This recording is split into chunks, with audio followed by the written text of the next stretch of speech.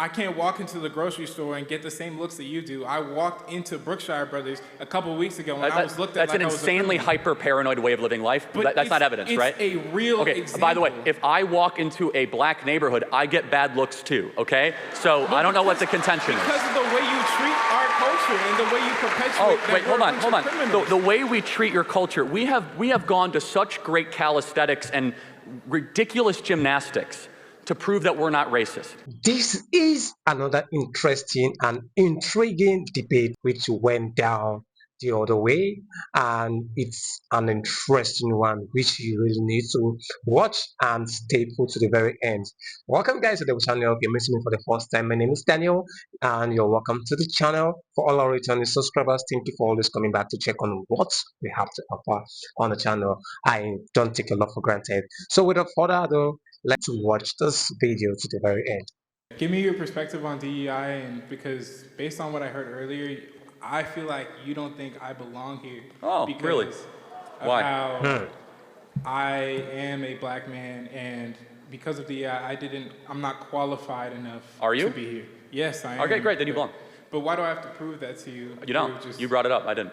Okay, but can you explain to me your position on DEI? Yes, people should not be in positions just because of the color of their skin. Hard stuff. Okay, but do you feel like I'm here because I'm not feeling anything towards you, actually. I'm not prejudicing you, I'm not stereotyping you. I'm saying that it's a material. I'm not saying you are. I'm not saying you are. No, you are. You said I don't feel comfortable being here. You started with. I didn't say I wasn't comfortable being here. I said I feel like you made it to where I got here through DEI. So let's examine that. What have I said that makes you feel that way? When you mentioned how DEI is only just putting people of color and marginalized groups in spaces, even if they're not that's right. Correct. That's exactly what DEI does. But that's not all that it does. You're categorizing it as something it isn't. No, that's exactly that is the charter missions. That's not all. Okay, so diversity, equity. So equity is outcome based.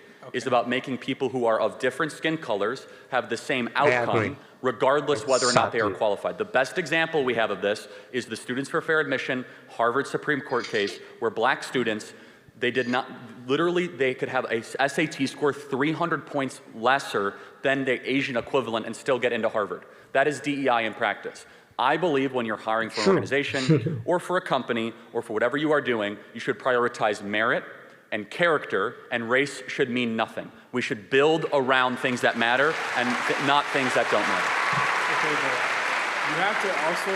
you have to also take into the fact that black people have only been able to completely legally be able to make profit for themselves for around 60 years. And this is no. Since segregation ended in 1965 and the Equal Rights Act in 1965. So, what you're telling, there's not. How did that? So let's talk about you. How did that impact you? How did something that happened 60 years ago impact your life? That's true. It impacts me all the time. How? What do you? Okay. You're at Texas A&M. You're doing great. Okay. Yes. Sure. Yeah. So aren't you a living example that all that's a bunch of nonsense and you could just act good and behave well and succeed? But there's also living examples of the exact opposite. If you look in the impoverished neighborhoods in certain parts of Chicago or St. Louis, there's black communities being thrown aside because they're not getting education. Thrown aside? Okay, yes, so I think we can get somewhere. Why have the black community gotten poorer since the passage of the Civil Rights Act? Did you hear that? Because of the way the culture has been perpetuated through the years. Hold on.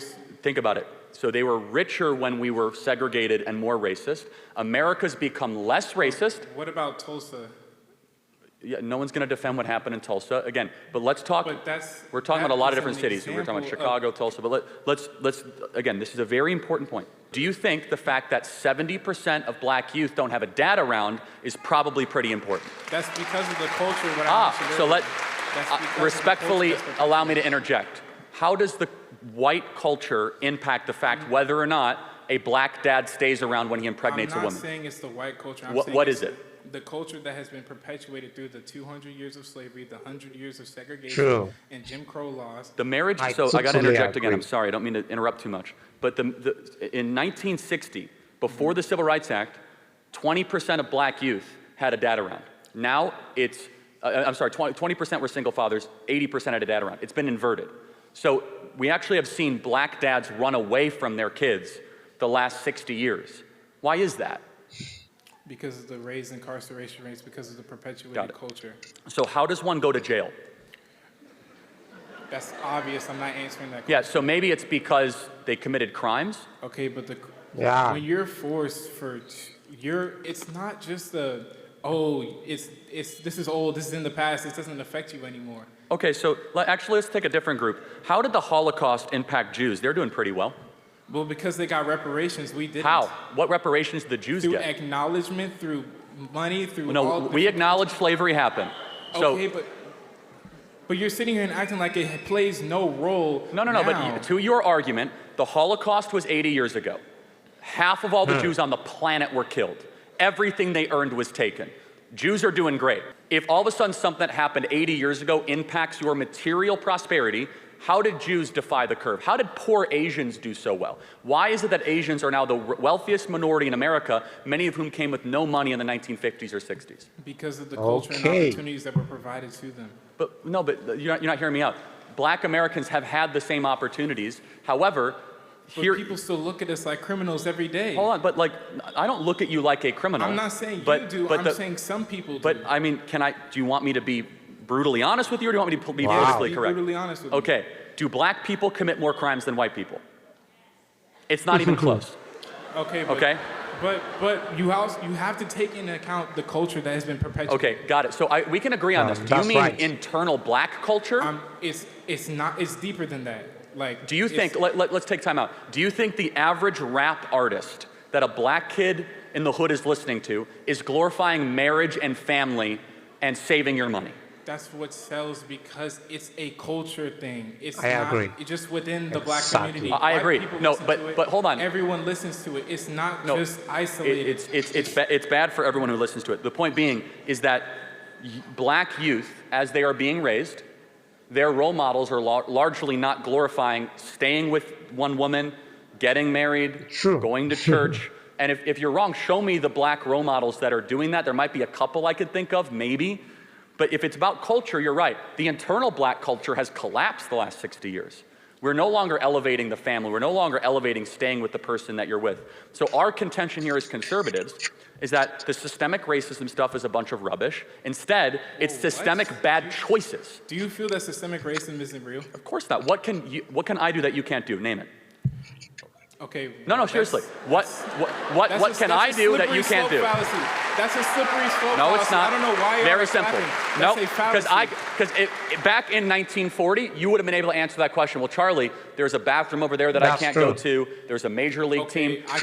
I can't walk into the grocery store and get the same looks that you do. I walked into Brookshire Brothers a couple weeks ago when I was looked at. That's an insanely hyper-paranoid way of living life. But that's not evidence, right? It's a real example. By the way, if I walk into a black neighborhood, I get bad looks too. Okay, so I don't know what the contention is. Because of the way you treat our culture and the way you perpetuate. Hold on. The way we treat your culture, we have gone to such great calisthenics and ridiculous gymnastics to prove that we're not racist. In fact, it's the worst thing that you could be called in America. We had, during George Floyd 2020, we had hundreds of millions of dollars given to Black Lives Matter. I don't know where that money went. Did it improve material worth of black America? So, I mean, and we actually do know where it went, actually. And so, but going back to your main contention, when you practice DEI, because that was your main point, right? You are rewarding bad culture. You even acknowledge it. You are saying that someone should be there based on the color of their skin. We say skin color doesn't matter. If you want that position, work harder, study harder, and then you might be able to get that position. When we're forced into underfunded communities where schools are based off of property value, we can't. Well, actually, school choice is now the law of the land here in Texas, so that's not correct. Secondly, do you just expect a single-parent home to pick up and move into some rich neighborhood? Totally agree. Well, again, so let's go back to why are they the single-parent home? Because the hundreds of years. Do you believe in the maxim or the belief that you should take responsibility for your decisions? it's not just one person's decisions. It's so much deeper than that. See, Why are you trying to? That's where you and I have a different belief. You believe in it's this. Not. It's a fact. No, though. it's a belief. Again, you have to tell me then, why do Jews do so well? Holocaust didn't impact their material worth. How did Asians do so well? And by the way, even more so, why are Hispanics getting so much wealthier? If we were so racist, why are Hispanics all of a sudden gaining income the last 20 years? There's something. It's a difference in culture. I don't know why y'all are clapping. But it's a difference in culture. The way that each culture is treated is so vastly different in America. But again, you have to tell me, other than bad looks at the grocery store, how else is your future, you as a man in America, not a black man, how is your future somehow restricted by racism? My natural hair is seen as unprofessional when I go into an office or workplace. When I walk around in certain places, people just assume, like I've said earlier, the dirty looks. When people think you are automatically the worst of the worst solely because we don't think that. You've interrupted me like 10 times because now. you think you know what white people think, and you don't. I don't know what white people think. Then why do you keep on saying you know what white people think? Because I've seen it. I'm not you've saying seen our thoughts? I've seen what people have done to me and people who look like me around the world and in America. How? Wow. Again, you are. Let's just make an example. You are here in the wealthiest country ever, yes, at an amazing university with all the opportunity imaginable in front of you. And all you want to do is look backwards at everything that prevented you. That's when right. you are a glaring example that there is no systemic racism and you can actually achieve your wildest dreams. Whoa, I never said that. Hey, I'm not the only black person who exists out there. There's so many people who this culture is affecting to this day. Do you know black Americans are the richest black people on earth? You cannot find a black majority country or any country where black people have significant representation where they are as wealthy, because even the poorest people in America are in the top 5%, the top 2% of wealth around the world. And so my whole belief is stop acting like you're a victim and start making better choices. Not acting like a victim, whoa. Respect. This is not a victim mentality. No, it fundamentally is, because white people are not out to get you. There's nothing. There is nothing holding black people back. Let me say that again. There is nothing holding black people back. In fact, the opposite. You can get into colleges with lower test scores. You could say things that white people can't say and not be fired for it. Black people are wildly disrepresentation. People say that to me all the time, and they just walk around like it doesn't mean anything around here. Say what? Say the what? The N-word. I'm not going to say it on this public platform, but people say it to me all the time. Derogatorily. Yes. No, I think you're lying.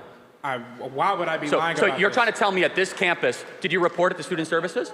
I'm not. That's true. I have too much on my plate to worry about this.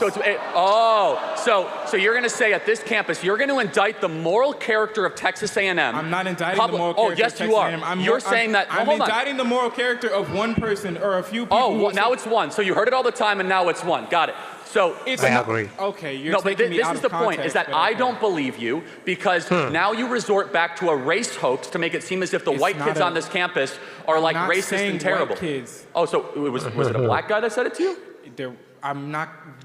It matters a lot, because this is how lies are able to grow. Jussie Smollett, we see this. You have to challenge them head on. Do you think I'm lying when I say that people say the N-word around here? And just if I think a white person comes up to you derogatorily and says, shut up, N-word, I'm not saying they said it. I said, are they saying it derogatorily? But that doesn't mean it's word for word like that. But okay, so then it's not an insult then. So then don't bring it up as if it's evidence of racism. Because you brought the N-word up first. I didn't. No, I didn't. No. You specifically said, name me an instance of the N-word. No, I said black people can say things that white people can't say. Of course that's true. But that's automatically implying that one word. It's more than that. But let me just kind of build this out further. What is it then?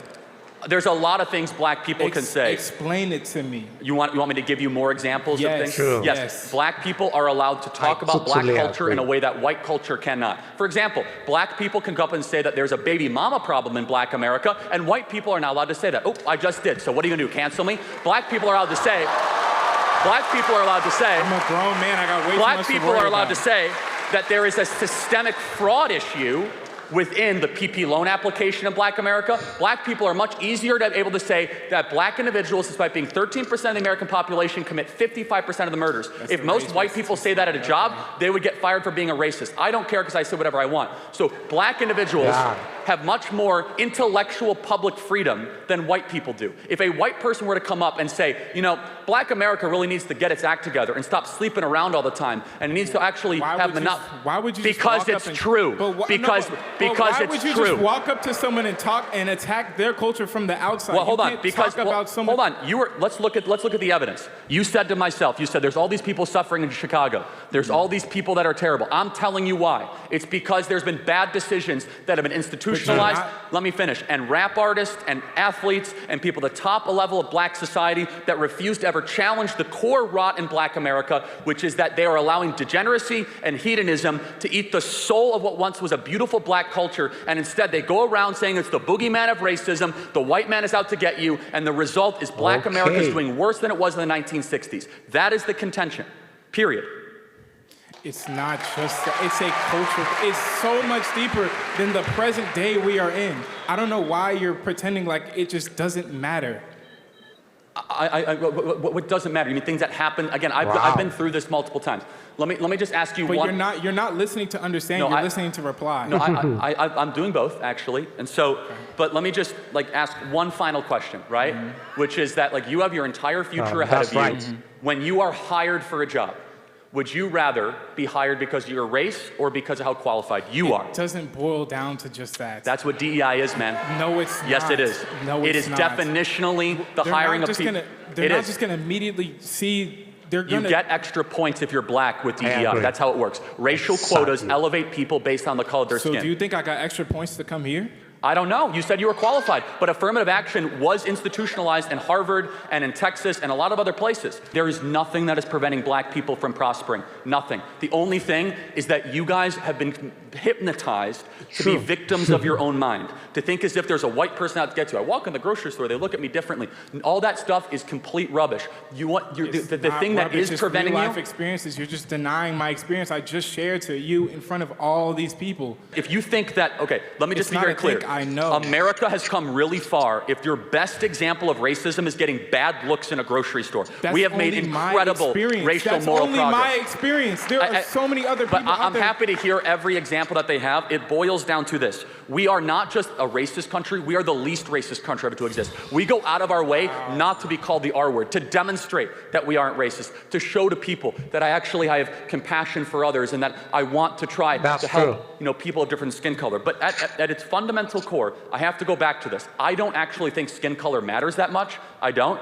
I want a country that aims towards MLK's dream of one based on content of character and one on competency. I think the hyper-race obsession of this country is really bad. It's really bad for everybody involved, including Black America. And I would just ask you, what would you do to improve the material well-being of Black America? What is your solution? Education. Okay, we've spent trillions of dollars on education. It's not trillions. You need to fundamentally change the system of education because there's not enough funding. Teachers are not paid enough anywhere. Let's be honest.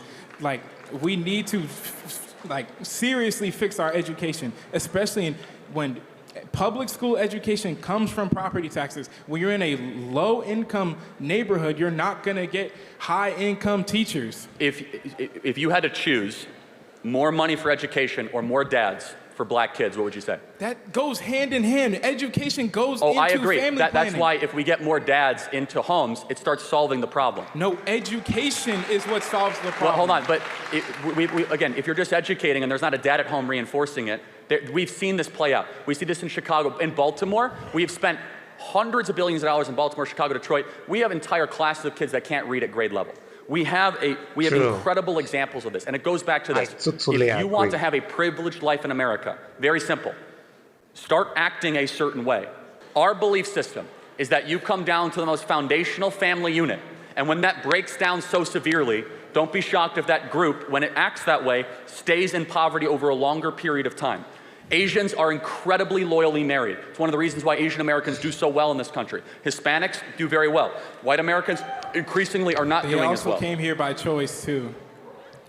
My ancestors did not come here by choice, but so we don't have to go far into that.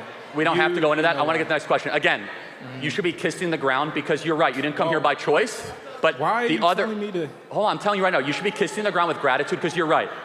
You are not in Africa, and you should be thankful you're not in Africa, that you're in the United States of America. That's my end of contention. Thank you very much. That's crazy. Love this one so well. Like I am actually carried away with this particular debate. The angle which it came from, it's a lovely one. And I think this is one of the debates I love so much, especially when Charlie Kirk debates liberals, college students, and it's something that I love listening to because I get to learn a lot from Charlie and also the college students. The facts remain the same because Charlie Craig actually wants the notion to be correct relating to this perspective he is always shooting at. And for the part of the college students, they won't admit the fact, especially for this debate. I'm wondering what this particular um, students will be saying, and to the so the open mic. Imagine that, and Charlie Creek went up and gave his own perspective of view to change the notion of what they have been harboring, because based on what you have been harboring, that's what you build upon. And Charlie Creek is someone that's versatile in wealth of knowledge, is gifted, is talented, he has wisdom, even if people don't actually admit the fact that he is. And they always say he dropped out of school.